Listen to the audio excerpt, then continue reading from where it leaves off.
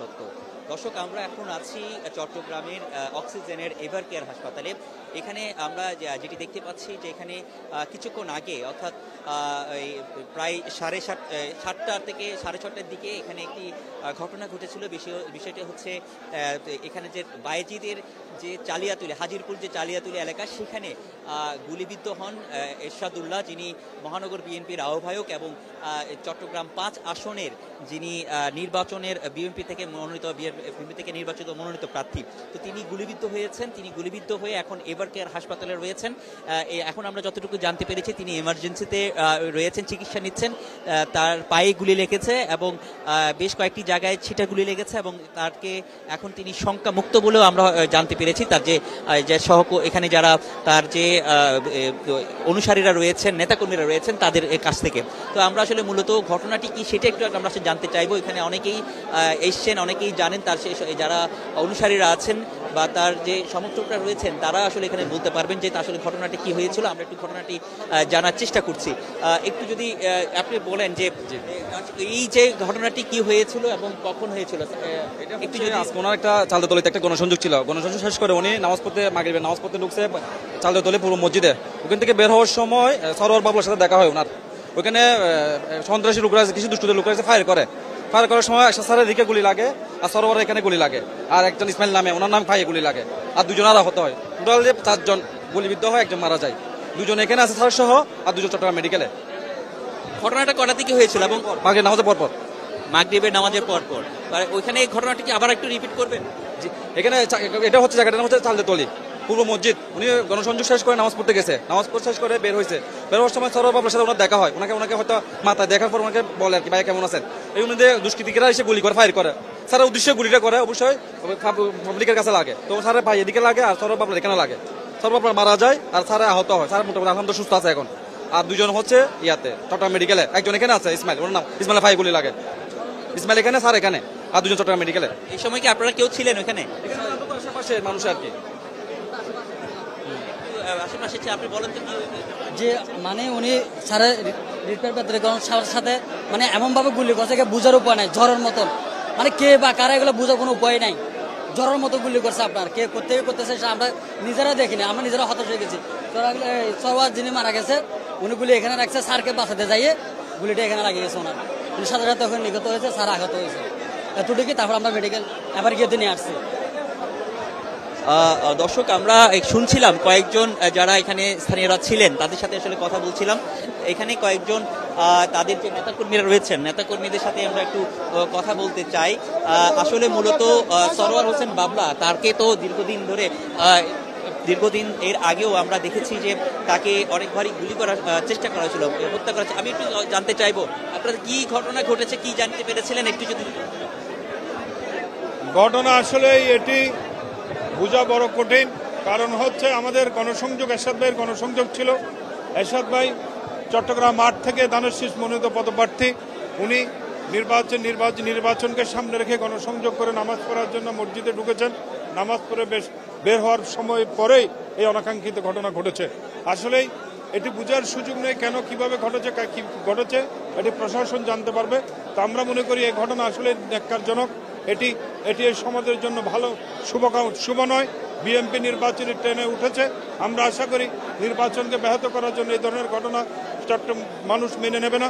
জনগণ চায় একটি উৎসব মুখর পরিবেশে নির্বাচন হবে। বিএনপি সেদিকে এগাচ্ছেন।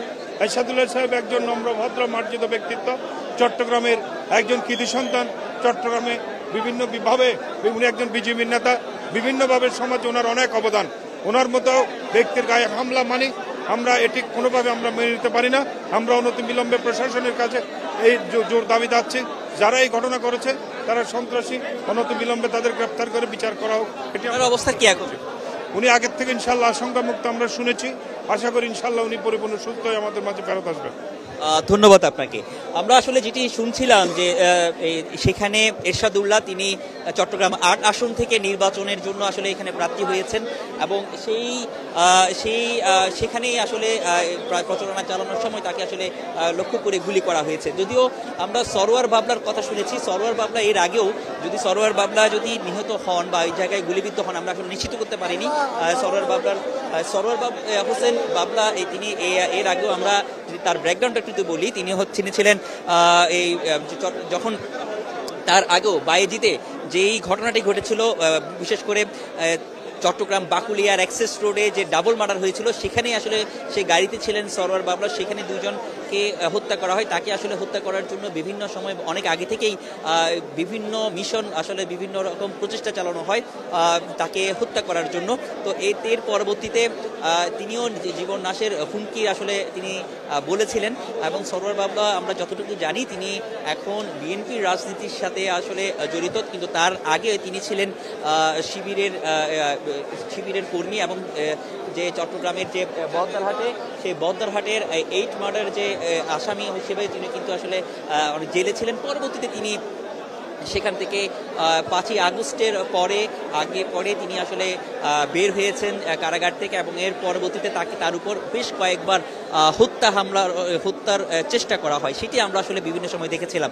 তো এইটি একটি আসলে এটার সাথে কোনো যোগসূত্র আছে কিনা ওই ঘটনাটির, এবং একই সাথে এখানে যিনি বিএনপির প্রার্থী হয়েছেন চট্টগ্রাম 8 আসন থেকে এরশাদুল্লাহ, তার এইটাতে কোনো সম্পৃক্ততা আছে কিনা সেই বিষয়গুলো আসলে পুলিশ বিস্তারিত খতিয়ে দেখবে। আসলে এই বিষয়টা আসলে ততটা নিশ্চিত হওয়া যায়নি এখনো পর্যন্ত। একেবারেই যে একটা প্রকৃত যে তথ্য থেকে আমরা যে সূত্রগুলো থেকে আমরা যে পাবো সেরকম না, আমরা আসলে তাদের যে সমর্থক তাদের কাছ থেকে আসলে জানতে পারছি। তবে এই মুহূর্তে আমরা যতটুকু জানতে পেরেছি এখানে 2 জন ভর্তি আছেন, একজন এখানের এরশাদুল্লাহ এবং আরেকজন ইসমাইল। তো ইসমাইল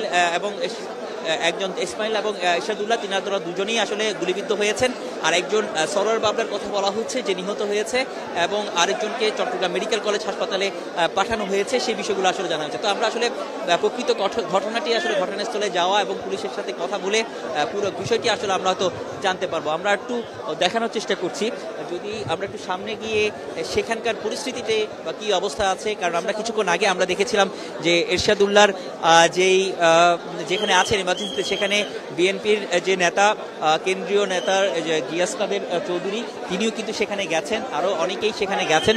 তো তার আসলে পরিস্থিতিটা কি এখানে আমি দেখে মীর হেলালও কিন্তু এসছেন, তিনি কিন্তু একটু জানতে চাই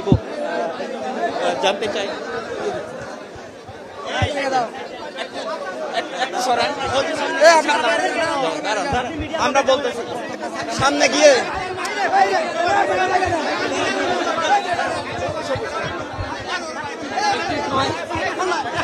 একটু আপনি জানতে চাই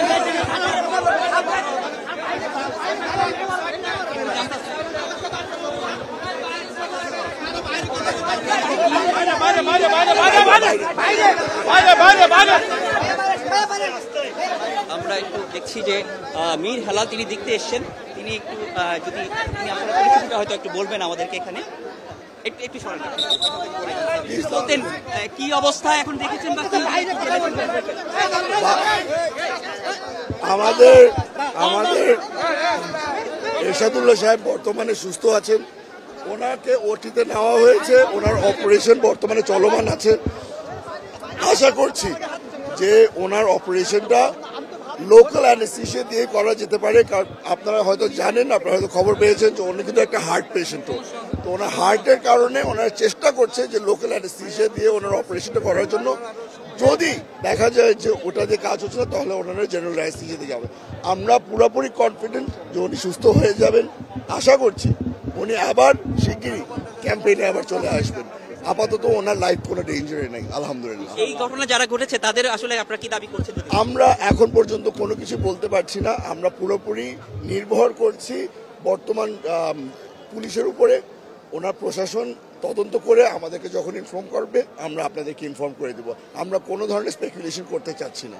আপনাদের কোনো ধারণা কি নেই আসলে কেন ওনার উপর হামলা হতে পারে? সত্যি করে বলতে এই ধরনের ঘটনা যে ঘটবে এটা আমরা কোনো সময় আশা করিনি। আমরা আপনারা দেখেছেন নির্বাচনমুখী হওয়ার পর থেকে বেশ শান্তিপূর্ণভাবেই কিন্তু ক্যাম্পেইন করা হচ্ছিল। এই ঘটনাটা ঘটেছে, এটা খুবই আনফর্চুনেট। আশা করছি যে এইরকম ঘটনা আর ঘটবে না। এটা একটা কমপ্লিট ফ্রিক অ্যাক্সিডেন্ট হয়েছে, আর এই জিনিসটা আশা করি আর হবে না। আমরা এখন এই ধরনের মানুষদেরকে বিভ্রান্তিতে আমরা ফেলতে চাই না। কোনো ধরনের সন্দেহ আমরা কিছুই করছি না। আমরা তদন্ত রিপোর্টের জন্য অপেক্ষা করছি। পুলিশ যখন আমাদেরকে কোনোভাবে ইনফর্ম করবে আমরা আপনাদেরকে জানিয়ে দেব। আলহামদুলিল্লাহ উনি ভালো আছেন, উনি সেন্সে আছেন। আমাদেরকে দেখে অনেক খুশি হয়েছেন যে আমরা সকলে ওনার পাশে আছি। একজন সাহসী ব্যক্তি, ইনশাল্লাহ কিচ্ছু হবে না। ধন্যবাদ আপনাকে। আপনারা শুনছিলেন, আপনারা দেখছিলেন যে মীর হেলাল তিনিও কিন্তু নমিনেশন পেয়েছেন হাটহাজারী থেকে। তো তিনিও আসলে এখানে দেখতে এসছেন তার সহকর্মী সহযোদ্ধা, যেখানে তারা একই সাথে রাজনীতি করেন, তার সহযোদ্ধাকে আসলে তিনি এখানে দেখতে এসছেন। তো তিনি জানিয়েছেন যে তার যে অবস্থা, শারীরিক যে অবস্থা সেটি সম্পর্কে তিনি জানিয়েছেন সেটি অনেকটা সুস্থ আছে, এবং যিনি বলছেন যে এই মুহূর্তে অন্তত তাকে লোকাল অ্যানেস্থেসিয়া দিয়ে এটি আসলে চিকিৎসা করা সম্ভব। যদি সেটি না হয় তাহলে জেনারেল অ্যানেস্থেসিয়া দিয়ে তাকে আসলে চিকিৎসা করা হবে, যেহেতু এটি হার্টের পেশেন্ট। তো যেহেতু তিনি বলছেন, ডাক্তারের সাথে কথা বলেছেন, সেটা আমরা আসলে জানতে পেরেছি যে তিনি হয়তো মোটামুটি অনেকটাই আশঙ্কা মুক্ত এখনো পর্যন্ত, যেটি বলা হচ্ছে সেটি আসলে হয়তো হতে পারে। তো আমরা আসলে একটু দেখার চেষ্টা করছি যে ভিতরের যে অবস্থা, সেখানে অনেকে হয়তো বের হচ্ছেন, এবং ওইখানকার যে সার্বিক যে অবস্থা, এখানে আমরা দেখছি যে যাদের নেতাকর্মীরা রয়েছেন তারা কিন্তু পুরো এই এলাকাটিতে, অর্থাৎ এমার্জেন্সি এলাকাটিতে পুরো ঘিরে তারা রয়েছেন, যেখানে তারা রয়েছেন যাতে কোনো রকম অপ্রীতিকর কোনো ঘটনা না ঘটে, আর পরবর্তীতে সেই ব্যবস্থার জন্য তারা কিন্তু এখানে দাঁড়িয়েছেন এবং তারা খুবই উদ্বিগ্ন। আপনারা জানেন যে এরশাদুল্লাহ যেহেতু নগর বিএনপির আহ্বায়ক এবং একই সাথে চট্টগ্রাম 8 আসন থেকে তিনি নির্বাচনে বিএনপির মনোনয়ন পেয়েছেন। তো সেক্ষেত্রে তাকে আসলে এখানে তার এই ঘটনার পর থেকে কিন্তু এখানে মানুষের মধ্যে এক ধরনের উদ্বেগ তৈরি হয়েছে, এবং সেই উদ্বেগ থেকে সবাই চায় যে যেন কোনো রকম বিশৃঙ্খল পরিস্থিতি না হয়। আমরা একটু যারা আপনি কি দেখে আসছেন, আমরা একটু দেখে আসছে এরকম অনেক নেতাকর্মীদেরকে দেখছি। যে আপনারা কি দেখেছেন বা আপনার অবস্থাটা কি, শারীরিক অবস্থাটা? এরশাদুল্লাহ সাহেব পুরোপুরি সুস্থ আছেন। উনি আপনাদের কাছে দোয়া চেয়েছেন। উনি এখানে হাসপাতালে ভিড় না করতে বলেছেন, যেহেতু এখানে চিকিৎসা সেবা বিঘ্নিত হচ্ছে। উনি পুরোপুরি সুস্থ আছেন, এবং উনি পায়ে গুলিবিদ্ধ হয়েছিল, সামান্যগুলো বের করে ফেলা হয়েছে, পুরোপুরি সুস্থ এখন ইনশাল্লাহ। উনি ভালো আছেন, দোয়া চেয়েছেন সবার কাছে। আপনারা তার অনুসারী বা তার যে সমর্থক হিসেবে আপনারা কি দাবি করেন যে আসলে এই ধরনের ঘটনা? অবশ্যই এই হামলার দৃষ্টান্তমূলক শাস্তি দাবি করছি। প্রশাসন 24 ঘন্টার ভিতর এটা তদন্ত করে কারা করেছে, মুখোশধারী সন্ত্রাসীগুলো কারা ছিল, এগুলো তদন্ত করে তাদেরকে ধরে কঠিন শাস্তির দাবি করছি আমরা। কঠিন শাস্তির আওতায় তাদেরকে আনতে হবে। এই ধরনের ঘটনা যাতে বাংলাদেশে আর কোনো জায়গায় না ঘটে, কঠিন শাস্তি দিতে হবে। একজন চট্টগ্রামের উনি 8 আসনের নমিনেশন প্রাপ্ত এবং চট্টগ্রাম মহানগর বিএনপির আহ্বায়ক। উনির উপরে এই ধরনের হামলা বর্বরিচিত, উনি হামলার শিকার হয়েছেন। যার উপরে হামলা হবে উনি হামলার শিকার হয়েছেন। এটা আমরা চট্টগ্রাম মহানগর বিএনপির পক্ষ থেকে কঠিন শাস্তি দাবি জানাচ্ছি যারা দোষী তাদের। ধন্যবাদ আপনাকে। আমরা দেখছিলাম যারা এখানে বের হচ্ছেন, অর্থাৎ এখানে এই ঘটনাটি ঘটার পর বা শোনার পর এখানে চট্টগ্রামের এভার কেয়ার যে হাসপাতাল, সেখানে অসংখ্য নেতাকর্মীর ভিড় জমেছে। পুরো হাসপাতালটির আশেপাশে অসংখ্য নেতাকর্মীরা তারা এখানে জড়ো হয়েছেন, তারা উদ্বেগ প্রকাশ করছেন, এবং এই ধরনের ঘটনা যাতে আর না ঘটে সেই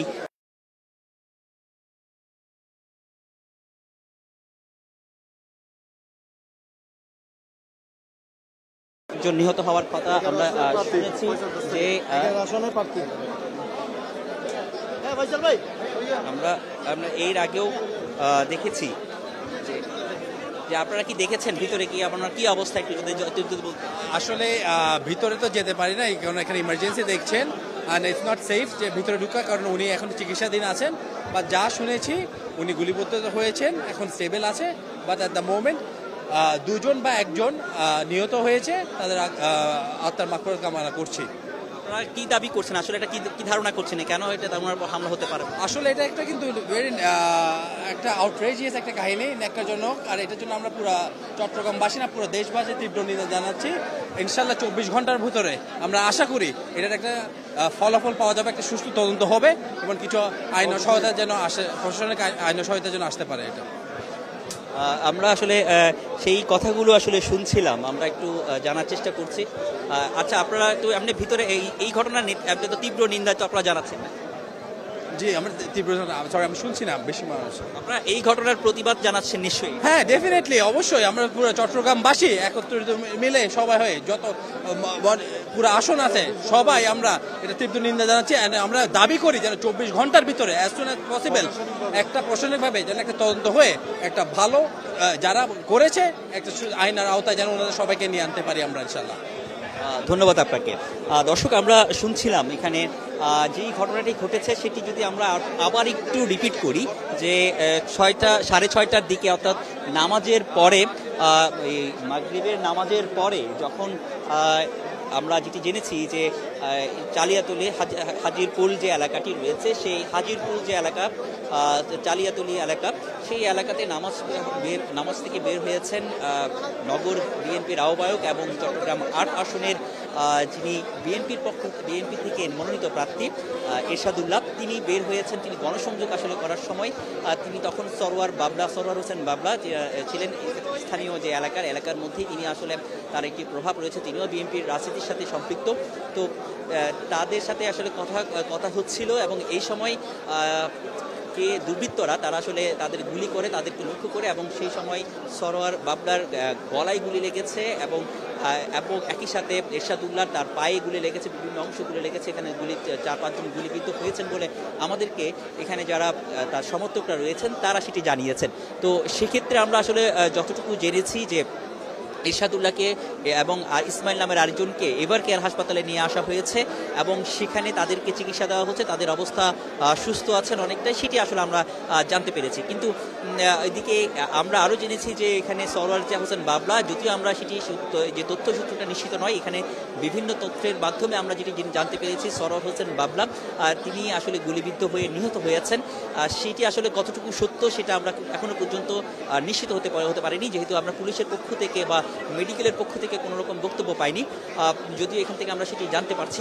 তো তিনি যদি গুলিবিদ্ধ হন বা তাহলে এই ঘটনাটির সাথে অন্য কোনো ঘটনা সংযুক্ত কিনা, বিশেষ করে সরোয়ার হোসেন বাবলাকে আমরা দেখেছি দীর্ঘদিন ধরে 5ই আগস্টের পর থেকে তাকে হত্যার জন্য নানাভাবে চেষ্টা করা হয়েছে।